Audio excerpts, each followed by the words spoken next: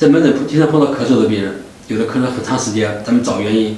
这个病人来了以后，咱们做了 CT， 没有发现明显的问题，做了肺功能也还可以。病人为什么咳嗽呢？这个时候呢，咱们就会想的思路就比较开阔了。所以来了以后，咱们病人要问诊，要问什么呢？除了咳嗽之外，还要问你头疼不疼呀？头破不破呀？鼻涕多不多呀？嗓子痒不痒呀？有没有感觉这个鼻涕从嗓子后面流下去的感觉呢？每个病人都要问。那为什么问这些呢？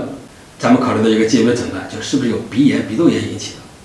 这个专门有一个称呼叫什么呢？叫鼻后滴流综合征，又叫上气道综合征。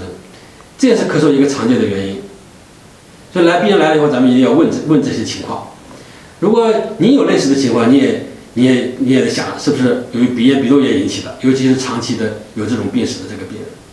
那来了以后呢，咱们要做一些检查。做什么检查呢？我要给他拍一个鼻窦瓦斯位，或者做一个鼻窦的 CT， 来明确一下。